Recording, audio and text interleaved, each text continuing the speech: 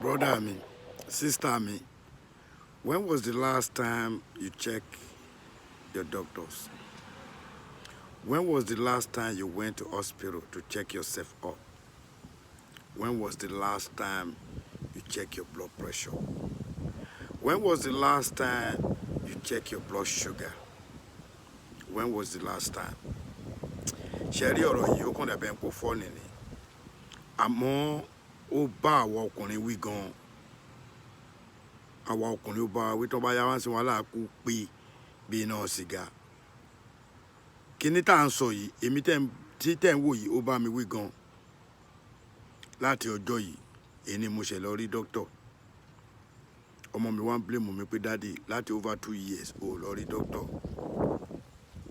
Àwọn àgbàlagbà dẹ̀ máa ń sọ pé àrùn tó ń ṣogójì ló ń sọ ọdún. Àrùn tó ń ṣàbọ̀yadé gbogbo ọlọ́ya ló ń lé kiri. Tẹ́ni tí ń bá ṣe mí ó máa affect àwọn ọmọ mi. Àwọn ọmọ wo ń gbàdúrà kakú ń sìn. Ìyàwó wa ń gbàdúrà kakú ń sìn. Àwa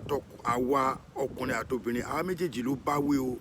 But 90% ọkùnrin ni. Kí ló dé gangan ṣán fi ṣe wá ni?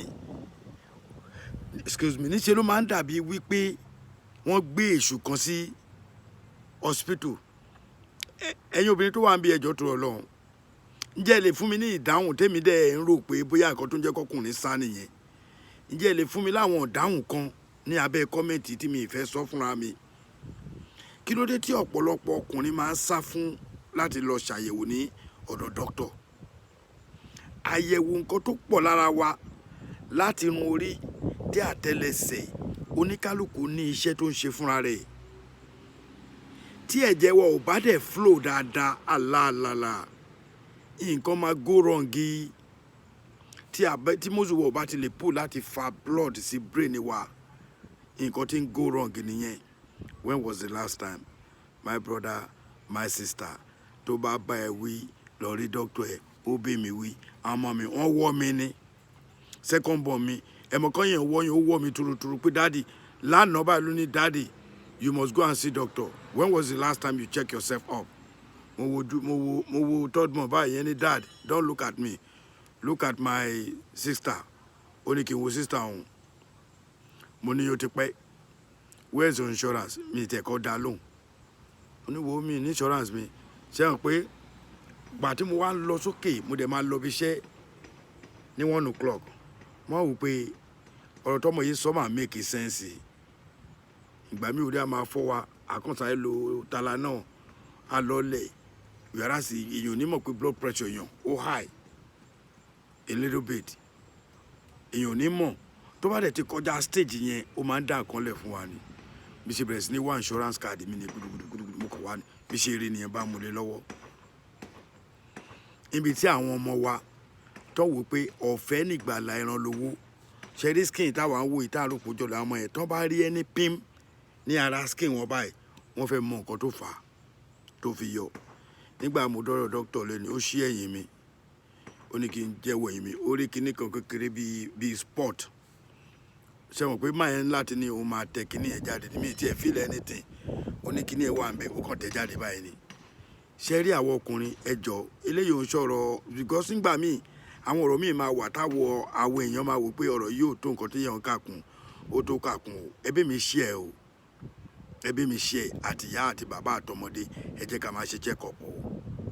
torí ikú òdọ́jọ́ àrùn òdóṣù tí blood pressure wa bá ti ń di 180 190 tó o bá ṣe mistake kọsẹ̀ brother mi ó di gbére ni ẹ kàn gbọ́pọ̀ ni mo mà bá lágbájá sọ̀rọ̀ lánàá ikú ló ń jẹ́ bẹ́ẹ̀ o kò mọ̀ yá kò mọ̀ bàbá kò mọ̀ lówó kò mọ̀ tálíkà kò mọ̀ mẹ̀kúnnù kò mọ̀ túnbà kò mọ̀ kábíyèsí kò mọ̀ ààrẹ kò mọ̀ pé ìwọ ló lówó jù ìwọ ló ṣe kíní kan ikú ò mọ̀ yẹn tó bá ti dé báyìí ó yá eré ń lọ nìyẹn ọlọ́run ní jẹ́ ká rí wàhálà o ẹ̀yẹn wo situation tó ṣẹlẹ̀ Mohbad boy yẹn sìn wọn ló ṣeré ní ìjẹrin wọ́n sọ ọ̀rọ̀ ẹ̀mí mo ṣe ń padà bọ̀ torí mo fẹ́ gbọ́ story yẹn dáadáa àwọn kan sọ pé Naira Marley ló pa àwọn kan ní kíní kan ni so èmi wá ronú mi dáadáa pé kí ni Naira Marley fẹ́ pa fún mi rò pé irú ẹ̀ ń ṣẹlẹ̀ nínú music industry ní Nàìjíríà bíbá àkùkọ mọ́lẹ̀ àti kọ̀lọ̀kọ̀lọ̀ ọjọ́ta bọ́ ṣe jà tó wọn máa para wọn kódà bọ́ ṣe jà tó wọn lérí ẹ̀ṣẹ̀ débi pé 2 fighting ìlú tèmi wà yìí nínú Washington Maryland yìí ni mo ti nígbàgbọ́ pé wọ́n máa ń para wọn àwọn náà ti ń ṣe but wọ́n ṣe ń ṣe o wọ́n bá ti rí pé òun dìde fans to fans ọ̀rọ̀ yẹn dàbí ọ̀rọ̀ Tupac àti kínní nígbà yẹn ni Ọlọ́run ní jẹ́ kó bàjẹ́ o ẹ jọ̀ọ́ ẹ bá mi share o brother yín náà ni ààrẹ